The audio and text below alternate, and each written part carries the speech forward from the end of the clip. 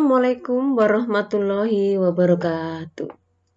Jumpa lagi dengan Jelly pada pembahasan materi geografi fase E untuk fenomena geosfer, materi cuaca iklim untuk unsur cuaca dan iklim bagian kelima klasifikasi iklim.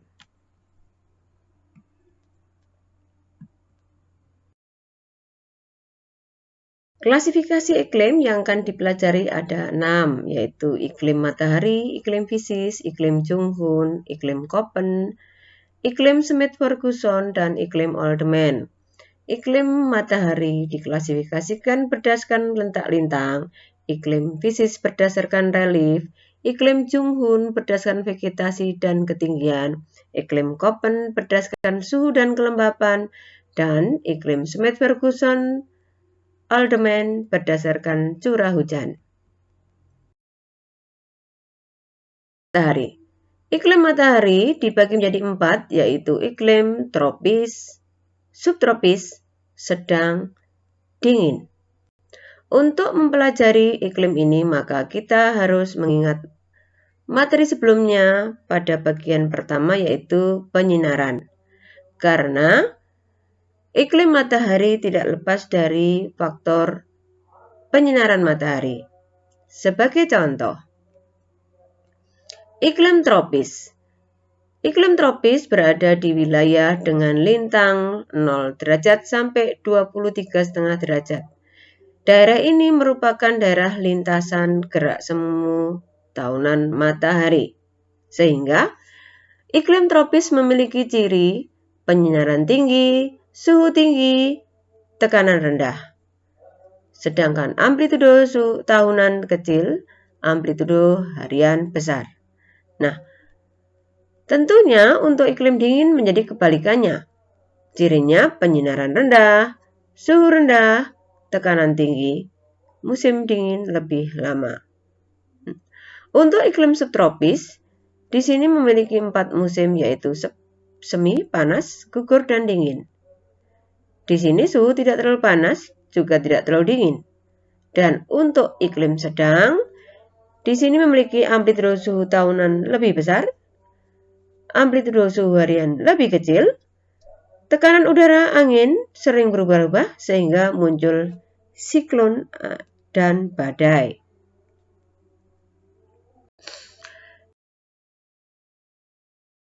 Untuk iklim fisis, maka kita juga perlu mengingat materi penyinaran di mana darat memiliki sifat cepat melepas dan cepat menerima panas. Juga harus mengingat materi faktor-faktor yang mempengaruhi banyak sedikitnya curah hujan. Karena iklim fisis di sini didasarkan pada relief atau topografi. Baik, kita mulai. Iklim fisis dibagi menjadi 4, yaitu iklim laut, iklim darat, iklim dataran tinggi, dan iklim gunung. Iklim laut berlaku pada daerah dengan wilayah kepulauan atau pulau-pulau kecil, di mana daerah tersebut masih banyak terpengaruh oleh angin laut yang memiliki banyak uap air. Sehingga memiliki ciri suhu rata-rata tahunan rendah, perbedaan suhu harian kecil, karena sifatnya yang lambat menerima panas dan lambat melepas. Kemudian, karena banyak dipengaruhi oleh angin laut yang kaya uap air, maka daerah ini memiliki ciri banyak awan dan banyak hujan. Kemudian iklim darat tentunya adalah kebalikannya, karena darat memiliki sifat mudah menerima panas dan mudah melepas panas. Di sini sehingga perbedaan suhu hariannya adalah cukup tinggi. Kalau malam dingin sekali, kalau siang panas sekali. Ini tentu berlaku di daerah yang berada di tengah-tengah benua besar. Kemudian curah hujannya sangat sedikit. Kenapa? kita ingat pada materi faktor-faktor yang mempengaruhi banyak sedikitnya curah hujan, di mana jarak perjalanan angin biasanya hanya sampai di daerah dekat pantai sudah menghasilkan hujan. Sehingga untuk di iklim darat, curah hujannya sangat sedikit. Kemudian untuk iklim dataran tinggi dan iklim pegunungan adalah juga sebuah kebalikannya. Di daerah iklim dataran tinggi, amplitudo suhu tahunannya besar, suhu rata-rata pada musim panas tinggi, pada musim dingin rendah, curah hujannya sangat sedikit. Sedangkan di iklim gunung, silahkan diperhatikan sendiri, hujannya lebih banyak. Kenapa? Ingat faktor-faktor yang mempengaruhi banyak sedikitnya curah hujan, yaitu relief dan materi macam hujan, yaitu hujan orografis, hujan yang naik pegunungan. Baiklah, kita lanjutkan ke iklim Junghun. Membagi iklim menjadi 4, yaitu zona panas, sedang, sejuk, dan dingin. Di sini untuk zona panas berada di ketinggian 0 sampai 600 meter. Ada buku yang mengatakan 700 meter juga ya. Kemudian zona sedang ada di 600 sampai 1500. Zona sejuk ada di 1500 sampai 2500. Sementara di atas 2500 adalah zona dingin. Jenis tanamannya silahkan dilihat sendiri.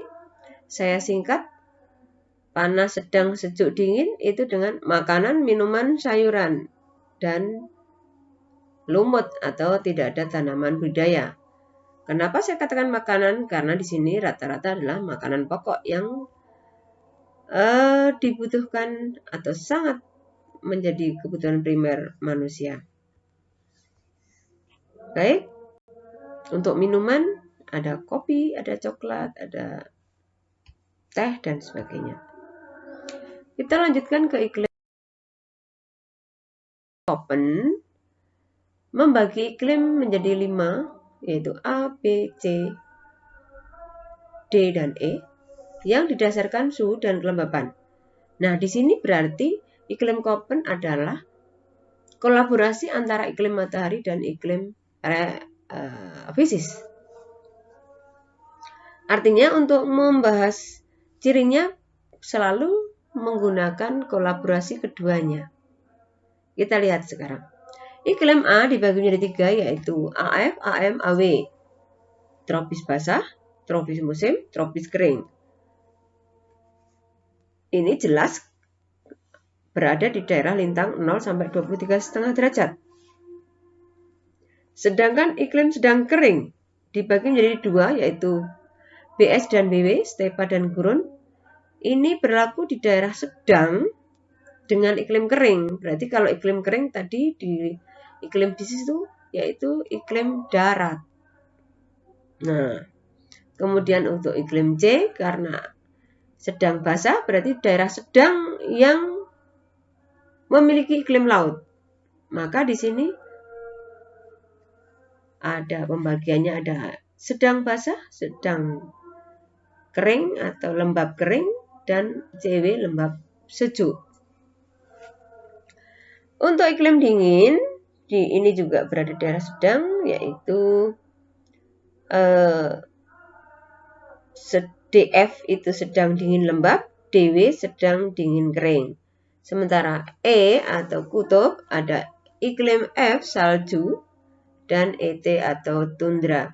Nah, baik, kita lanjutkan ke iklim Smith Ferguson. Jadi rentang 14,3 sampai 33,3. Maka di Kota Jakarta termasuk kategori iklim B basah. Nah, ada cara cepat untuk mempelajari ini. Caranya Perlu diingat bahwa iklim Smith-Ferguson itu urutannya A sampai H. Rentangnya dengan cara kurang 136, 100, 137 lebih. Maksudnya bagaimana? Kurang berarti kurang dari 1. Kita pakai angka depannya saja. Kemudian yang berikutnya ada 136. Berarti berapa? 1 atau tadi 14,3, 33, 60. Nah, kita singkat jadi 136. 100 itu untuk patokan tengah sedang. Dan yang berikutnya adalah 137. Otomatis ini pasti ratusan. 167 tadi, 300 sama 700. Nah, begitu. Jadi diingat, kurang 136, 100, 137 lebih. A sampai H. A sangat basah, D sedang, H luar biasa kering. Maka kita lihat, sangat basah ke sedang. Berarti bagaimana? Pasti basah, agak basah. Dan selanjutnya untuk luar biasa kering, naik berarti sangat kering, kering, agak kering. Awas jangan sampai kebalik. Kemudian untuk mencari Q, bulan kering per bulan basah kali 100. Ambil angka depan saja, lihat rentang, langsung bisa dijawab soalnya. Baik, biasanya hanya tersedia untuk curah hujan 1 tahun. Kita lihat, kita langsung masukkan. Bulan keringnya ada 6, bulan basahnya ada 4 kali 100, didapat 150%.